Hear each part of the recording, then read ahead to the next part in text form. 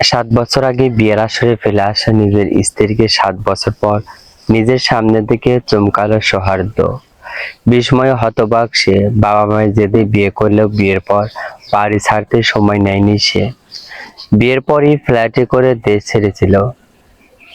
মেয়েটার মুখটুকু ঠিক করে দেখেনি। আজ এত বছর পরে নিজের সামনে সবই স্ত্রীকে দেখে যার পড়া নাই বিস্ময়ে থ মেরে গিয়েছিল সে। তাকে এভাবে ফ্যাল করে তাকিয়ে থাকতে দেখে তীব্র অবস্থিতি এসে জড়ো হলো মিহির মাঝে। মেয়েটার মুখ এইটুকুন হয়ে এলো। সে চোখ সরিয়ে নিল পাশ থেকে। সৌহার্দ্য বাবা আরমান বললেন, কিরে সর, যাব না ভেতরে। সৌহার্দ্য হুঁশ পেল, দরজা ছেড়ে সরে দাঁড়ালো। আমেনা মিহির কাঁধে হাত রাখলেন, মৃদু হেসে বললেন, ভেতরে চলো মা। শুকনো হেসে মাথা দোলায় মিহি। আরো চোখে তাকায় সৌহার্দ্যর দিকে, যে তখনও তার দিকে চেয়ে। মিহি অবস্থিতে গাঢ় হয়ে চোখ সরালো। গুটি গুটি পায়ে ভেতরে গেল আমেনা আর আরমানের সাথে। তাদের বসতে বলে সৌহার্দ্য গেল তাদের লাগেজ রেখে আসতে। ফিরে এসে হন্তদন্ত করে খাবার অর্ডার করলো। আমেনা তাকে নিজের কাছে ডাকলেন। সৌহার্দ্য গেল বসলো মায়ের পাশে। আমেনা ছেলের মাথায় হাত বুলিয়ে দিতে দিতেই কেঁদে ফেললেন। ঝরঝর করে অভিমানী স্বরে আড়ালে গেলেন, হ্যাঁ রে, এতদিনে তোর রাগ পড়লো। এতগুলো বছর একটুও খোঁজ নিলি না, একবারও জানতো চাইলে না এই বুড়ো মাটা কেমন আছে। এত রাগ তোর? সৌহার্দ্য মায়ের হাত টেনে ঠোঁট ছোঁয়ায়, চুমু খেয়ে বলে, দোষ কি তোমাদের? একদমই ছিল না দোষ। তোমাকে বিয়ে দেওয়াটা দোষ ছিল। মানলাম করেছিলাম ভুল, তাই বলে এত বড় শাস্তি দিবি? টানা 7 বছর ধরা ছোঁয়ার বাইরে চলে গেছিলি। টানা 7 বছর ধরা ছোঁয়ার বাইরে চলে গেলি, তোর একটু বুক পুড়ল না? সৌহার্দ্য জবাব দেয় না, বরং হাসে। চোখ পড়ে মিহির ওপর। মিহি নড়ছেও না, চড়ছেও না, শক্ত হয়ে বসে, চোখও তুলছে না। এদিকেও তাকালো না, ওদিকেও না। সৌহার্দ্য আশ্চর্য হয়, এসব কেমন আচরণ? কি হয়েছে মেয়েটার? পাগল পাগল আচরণ করছে কেন? আরমান ডাকে তখনই সৌহার্দ্য তাকায়। বাবা বললেন, ব্যবসা কেমন যাচ্ছে? ভালোই। রেলকিংয়ে বলতে গেলে আমাদের কোম্পানি টপে এখন। সকালেই প্রোডাক্ট পছন্দ করছে। আরমান গর্ব করে হাসলেন। ছেলে ছোট করে বড় মেধাবী। পড়াশোনার পাশাপাশি ব্যবসায়িক কর্মকাণ্ডের প্রতি ছিল তীব্র ঝোঁক। সবসময় নিজ থেকে কিছু করতে চেয়েছে। সেবার বাড়ি ছাড়লো, মৃদুরেই জাপানে এসে ব্যবসা শুরু করলো। একটু একটু করে তা ছড়িয়ে পড়তে লাগলো, প্রসার হতে লাগলো। এই ব্যবসায় সুতোয় আর কখনো বাড়ি মুখও হলো না সে। আমেনা আরমা নিশ্চিন্ত ছিলেন মেয়েকে নিয়ে। পরের মেয়ে স্বামীর এমন আচরণে কষ্ট কি পাচ্ছে কম? এতদিনে যখন ছেলেকে বাড়ি মুখও করতে পারেননি, বৌমার কাছে ফেরাতে পারেননি, এবার তার বৌমাকে ছেলের কাছে নিয়ে এলেন। মিহি তখন থেকে সামনে হাত কচলে যাচ্ছে। অস্থিরতা অবস্থিতির চূড়ান্তে পৌঁছে কি করবে বুঝে উঠতে পারছে না। এই লোকটার হাতে একই বাড়িতে থাকতে হবে ভেবেই সে মনে মনে দুবার জ্ঞান হারালো। ক্লান্তিতে শরীর ভেঙে এলেও নড়ল না, টু শব্দও করলো না। মিহি স্কলারশিপ পেয়েছিল জাপানের একটা ভার্সিটিতে। তার সকল খরচ বহন করত। হোস্টেলেও দিয়েছিল, তবে আমেনা কথাই না ক্যান্সেল করতে হলো। এরপর জানালো জাপানে সৌহার্দ্য থাকে এবং তাকেও তার সাথে একই বাড়িতে থেকে পড়তে হবে জাপানে। মাথায় আকাশ ভেঙে পড়েছিল তার। এমন বিশ্রী লোকের সঙ্গে কি করে থাকবে সে? তখন হাতে আর কোনো উপায়ও নেই। কোনো উপায়ন্ত না পেয়ে শেষমেশ তাকে হার মানতে হলো। আমেনা জোর জবরদস্তির কাছে রাজি হলো সে। তবে সে কি করে থাকবে এখানে? আমেনা আরমান তো তাকে রেখেই চলে যাবে। তারপর তারপর কি করবে সে? এই খাটাস লোকটার সাথে এখানে থাকবে কেমন করে? আমেনা আর আরমান চলে গেল, এই লোকটাকে বাড়ি থেকে বের করে দিল। তখন তখন মেয়ে কোথায় যাবে? সে তো এই ভিনদেশি জাপানের কিচ্ছুটি চেনে না। অবশ্য তাকে বাড়ি থেকে বের করে দিলেও সে বিশেষ অবাক হবে না। যে লোক এত দূর মিষ্টি বউকে বিয়ের আসরে ফেলে আসতে পারে, তার ধারা এ অসম্ভব ব্যাপার নয়। সে সবই পারে। এরা পাষাণ প্রকৃতির লোক। মিহির বুক চিরে ক্ষণে ক্ষণে তপ্ত শ্বাস বেরিয়ে এলো। মিহি মিহি চমকালো, তাকালো আমেনার দিকে। জি আন্টি, কি হয়েছে তোর? এতক্ষণ ধরে ডাকছি, কোথায় হারিয়ে গিয়েছিস? কি ভাবছিস? এমনই, ওই জার্নির জন্য ক্লান্ত আর কি। আমেনা মাথা দুলিয়ে হাসলেন, তাকালেন দুপাশে বসা মিহি আর সহদর দিকে, বললেন, তোরা তো কথাও বলিসনি। সহদর, চিনেছিস ওকে? মিহিও। সৌহার্দ্য চোখ তুললো, কি বলবে খুঁজে পেল না। সে শুধু মাথা দোলায়। আচ্ছা। মিহির কপাল কুঁচকে আসে। আচ্ছা কি আচ্ছা? অপমানের রাগে ভেতরে ভেতরে ফসে উঠল মিহি। খাটাস, অসভ্য, বদমাস লোক কোথাকার। বলে কিনা আচ্ছা, দেখিস এই জন্মে তুই বউ পাবি না। বউয়ের জন্য তরপাতে তরপাতে মরবি। দেখিস তুই। সা লয়কার বদ। গালিগালাজের বন্যা বয়ে দিল মিহি। আমেনা ছেলে হাব ভাবে মনক্ষণ হলেন, চোখ রাঙালেন। বউকে দেখে এমন কেউ করে? কেন যে মিহির সাথে ছেলেটা বিয়ে দিয়েছিল? মেয়েটার জীবন পুরো নষ্ট, কেটে ফেলেছে। সৌহার্দ্য বলল, তোমরা ফ্রেশ হও, অনেক দূর থেকে এলো তো। তারা মাথা দোলাল। উঠে দাঁড়িয়ে আমিনা তাকান আরমানের দিকে। আরমান স্ত্রী ইশারায় বুঝলেন। হেসে সৌহার্দ্যকে বললেন, ঘর ওদিকে না, আমরা যাই। হ্যাঁ, তুই মিহিমাকে ঘর দেখিয়ে দে একটু। মেয়েটা ক্লান্ত, দুবার বমিও করেছে। মিহি সৌহার্দ্য দুজনেই চমকালো। সমস্বরে বলে উঠল, জি। ফের চমকালো, তাকালো। দুজন দুজনের দিকে চোখে চোখ পড়তেই চোখ সরালো আমেনা স্বামীকে নিয়ে চলে গেলেন। আড়ালে চোখ রাঙালো ছেলেকে। তারা যেতেই ড্রয়িং রুমে বসে রইল মিহি। সৌহার্দ্য মিহি সবস্থিতে কুটিয়ে গেল। মনে মনে রাগলো স্বল্প শাশুড়ির উপর। সৌহার্দ্য সময় নষ্ট করে না, উঠে দাঁড়ালো, গটগট করে হেঁটে চলে গেল। মেয়ে হাঁ করে তাকালো, মেজাজ ছুটে গেল। সে পিছু পিছু ছুটলো তার। ঘরের ভেতর যেতেই সৌহার্দ্য দাঁড়িয়ে পড়ল। একদম হুট করে দাঁড়িয়ে পড়ায় সৌহার্দ্যকেও অনুসরণ করে আসা মেয়ে তাল মেলাতে পারল না। ফলস্বরূপ বেচারি কপাল সহ নাক ঢুকে গেল সৌহার্দ্য শক্তপোক্ত পিঠে। মিহি নাক ঘষতে ঘষতে দাঁড়িয়ে পড়ল। সৌহার্দ্য ভ্রু কুঁচকে পিছে তাকিয়ে মিহির দেখেই কেমন দূরে ছিটকে সরে গেল। আঙুল তুলে দ্রুত বলে উঠল, পিছে পিছে পিছে। মিহি ভ্রু কুঁচকে তাকায়, দু কদম পিছিয়ে গিয়ে দাঁড়ায় সৌহার্দ্যর দিকে। তখনও তাকিয়ে আছে সে। সৌহার্দ্য গিয়ে একটা তোয়ালে নিয়ে এসে মেয়ের হাতে ধরিয়ে বলল, আমার থেকে দূরে দূরে থাকবে তুমি। 5 হাত দূরে তো মাসটেই। মেয়ে এবার ভ্রু যুগল আরো কয়েক ডিগ্রি বেঁকে এলো। এই পর্যায়ে চটে গিয়ে বলল, কেন ভাই? কিসের জন্য দূরে দূরে থাকবো? সমস্যা কি আপনার? সৌহার্দ্য হতবাক বনে তাকালো। ভাই। ফ্রেশ হয়ে এসে মিহি দেখলো ঘরে কেউ নেই, ঘর ফাঁকা। সে ধপ করে শুয়ে পড়লো বিছানায়। ক্লান্তিতে শরীর ভেঙে আসছে। বসে থেকে থেকে কোমর অবশ হয়ে গিয়েছে যেন।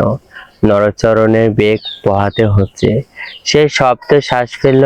শরীরের সমস্ত ক্লান্তি যেন একসাথে এসে তাকে ঝাপটে ধরল। চোখ দুটো আপনা আপনি বুজে এলো, কিন্তু ঘুম এলো না। বরং মনে হলো বহু বছর আগের কিছু ধূসর স্মৃতি দরজায় করা নাড়ছে। 7 বছর আগে সেই রাত। চারপাশ আলোয় ঝলমল করছিল। সাদা সোনালি আর সবুজ ফুলে সাজানো উঠোন। বাতাসে আতরের মৃদু গন্ধ। কোথাও কেউ দরুদ পড়ছিল। কোথাও হাসির রোল উঠছিল। লালচে মেরুন বেনারসিতে মাথা নিচু করে বসেছিল 16 বছরের কিশোরী মিহি।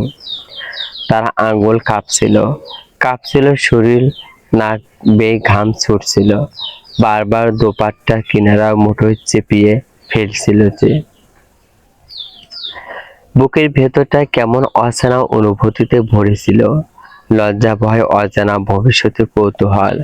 কাজী সাহেবের কণ্ঠ ভেসে এসেছিল, মা, তুমি এই বিয়েতে রাজি থাকলে বলো কবুল। মিহির গলা কেঁপে উঠেছিল, লজ্জা বুঝে এসেছিল কণ্ঠস্বর। ক ক কবুল। 3বার উচ্চারণের পর চারপাশে মাশাআল্লাহ ধ্বনি উঠেছিল। সবাই খুশি হয়েছিল, শুধু সে একবারও বরের দিকে ঠিক মতো তাকাতে পারেনি। মনে আছে শুধু এক ঝলক সাদা পাঞ্জাবির উপর গাঢ় রঙের শেরওয়ানি জড়ানো লম্বা একটা ছায়ামূর্তি দেখেছিল সে। তারপর আবার মাথা নিচু করে ফেলেছিল। তাকে বাসর ঘরে বসিয়ে সকলে সেদিন বলেছিল, ছেলেটা নাকি খুব মেধাবী, বিদেশে বড় ব্যবসা করে। অনেক স্বপ্ন তার। অভাগী মেয়ে তখনও বুঝতে পারেনি সেই স্বপ্নের তালিকায় সে ছিল না। পরের দিন সকালে ঘটে গেল অঘটন। ঘুম ভাঙতেই বাড়িতে কেমন অস্বাভাবিক নীরব লাগছিল। মিহির ফিসফাস চাপা কান্নার আওয়াজ পেল। আরো কিছু ভাঙা ভাঙা শব্দে আমেনা চাপা আর্তনাদ শুনল। ছেলেটা চলে গেছে, কাউকে কিছু না বলেই চলে গিয়েছে। এরপর দৃশ্যগুলো আর স্পষ্ট নয়। নিজের হাতে মেহেদির রঙের দিকে অনেকক্ষণ নির্বাক তাকিয়েছিল মিহি। একদিন, 2 দিন, 1 সপ্তাহ, তারপরে 1 মাস। অপেক্ষা ধীরে ধীরে অভ্যাস হয়ে গিয়েছিল। ফোন আসেনি, কোনো চিঠি আসেনি, একটা খবরও না। অভিমান গাঢ় হয় মিহির। এত কিছু পরেও আরমান আর আমেনা তাকে কখনো পর ভাবেনি। মেয়ের মতোই আগলে রেখেছিলেন। তার অপরাধবোধ, স্নেহ আর মমতা ধীরে ধীরে মিহির সমস্ত অভিমানকে ঢেকে দিয়েছিল। কিন্তু যার জন্য এই সম্পর্ক, সে মানুষটা যেন ছিলই না। 7 বছরের অসংখ্যবার মনে প্রশ্ন জেগেছে, লোকটা দেখতে কেমন, কেমন করে কথা বলে, হাসে কি, নাকি সবসময় এমনই কঠিন। আজ এত বছর পর প্রথমবার তার চোখে চোখ পড়তেই মেহের বুকের ভেতর অদ্ভুত একটা কাঁপন উঠেছিল। রাগ, অভিমান, নাকি অজানা কোনো অনুভূতি। সে উত্তর জানা নেই। মিহি দীর্ঘশ্বাস ফেলল, পাশ ফিরে শুয়ে চোখ বন্ধ করলো। অমনি দরজায় করা আঘাতের শব্দে চোখ মেলে তাকালো। কোন রকম শরীরটা টেনে তুলে দরজা খুললো। চোখে ভাসলো সহধা আদল। কপাল কুঁচকায় মিহি সৌহার্দ্য বলে, খাবার এসেছে, খেতে এসো। 2টো বাক্য ব্যয় করে ফের চলে গেল। মিহি মুখ ভেঙালো, পিছু পিছু গেল। সন্ধ্যার পর সৌহার্দ্য ডাক পড়লো বাবা মায়ের ঘরে। ভেতরে ঢুকতেই দেখলো মিহিও সেখানে। কপাল কুঁচকে এলো অমনি। সতর্ক চোখে তাকালো বিছানায় বসা বাবা মায়ের দিকে। সৌহার্দ্য এসেই বলল, আম্মু কি বলবে বলেছিলে? এত তারা কেন তোর? আগে বসতো। সৌহার্দ্য বসলো। আমেনা তাকালেন স্বামীর দিকে, তারপর ছেলে আর বৌমার দিকে চেয়ে সাবলীল স্বরে বললেন, আমরা কদিন পরই দেশে ফিরছি, আর মিহি এখানেই থাকবে। কি একসঙ্গেই বলে উঠল সৌহার্দ্য। মিহি এরপর চমকে একে অপরের দিকে তাকালো। মিহি আমেনার দিকে চোখ ফিরিয়ে বলল, এভাবে কি করে?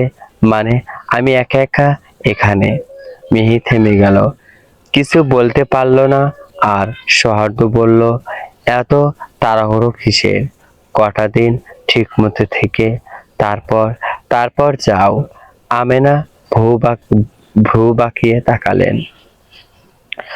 সৌহার্দ্য স্বস্তি নিয়ে বলল, মিহির ভালো লাগবে অন্তত, ও একা একা এখানে, তাই আর কি।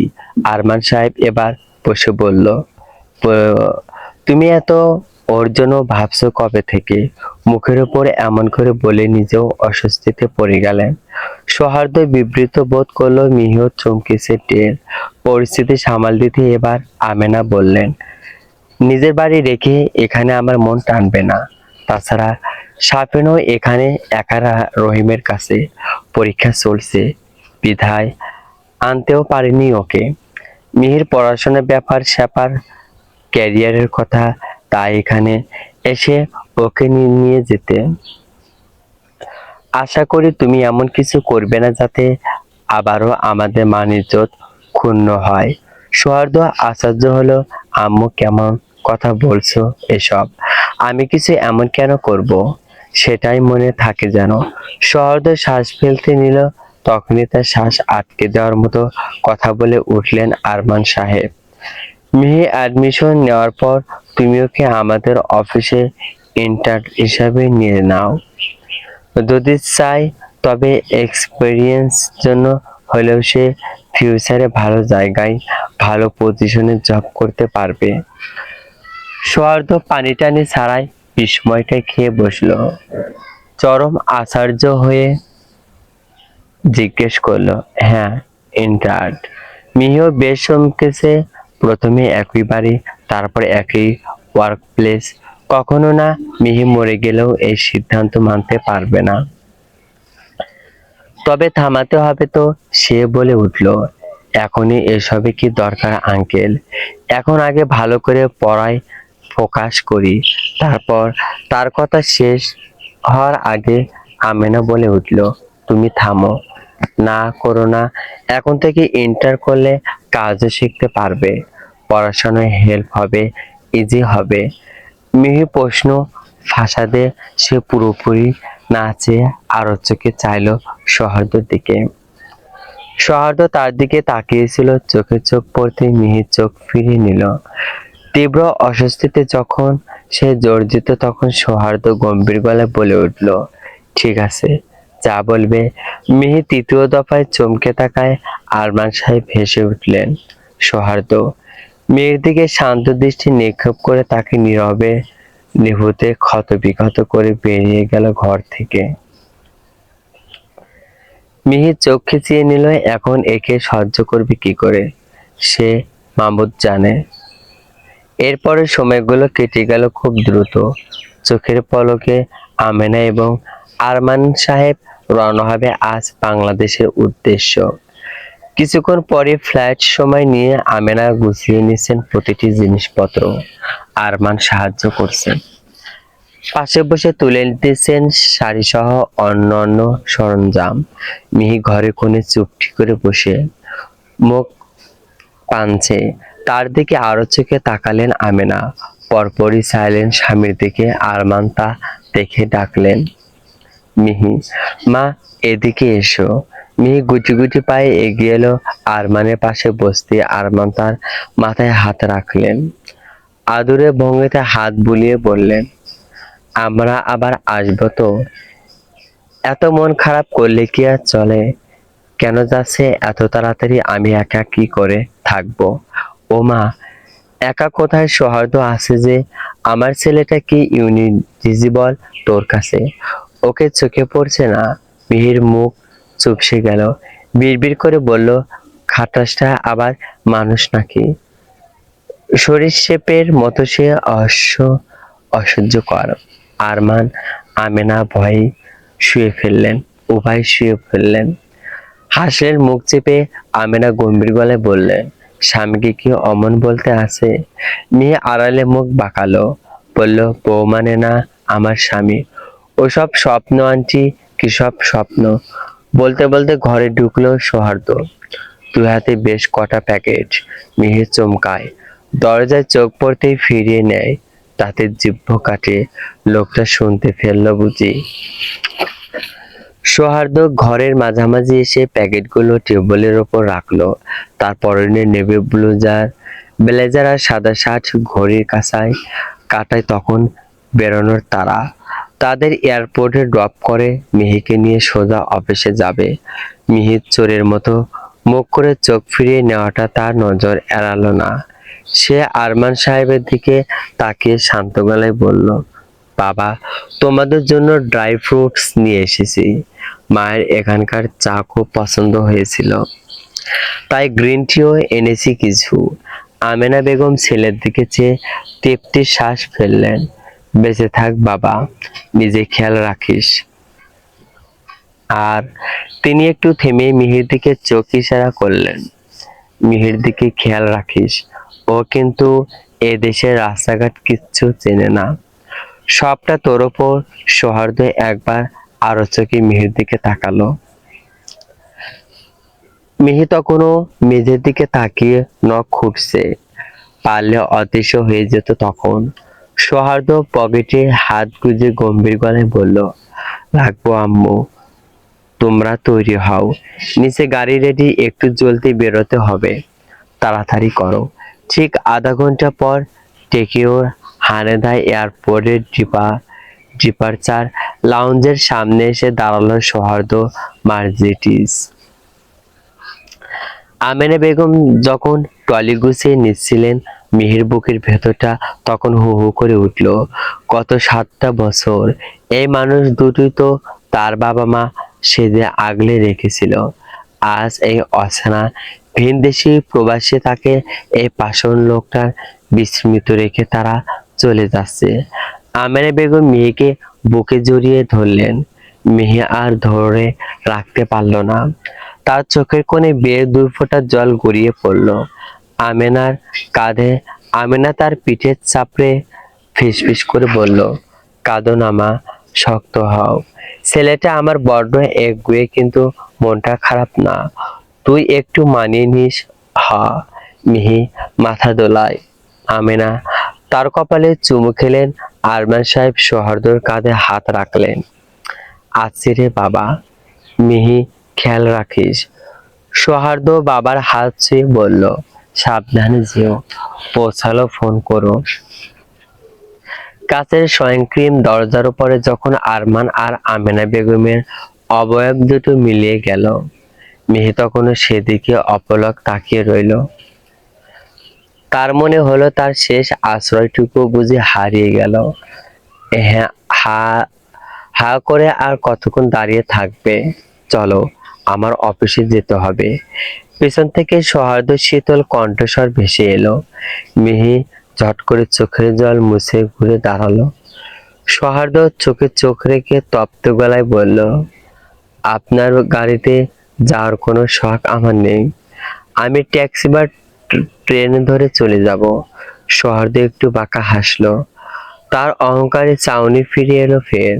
সে মিহির দিকে এক কদম এগিয়ে এসে নিচু স্বরে বলল, সাওয়াবের রুট চেনো মিস মিহি? কোন লাইনে ট্রেন ধরলে শিবুইয়া যাওয়া যায় জানো?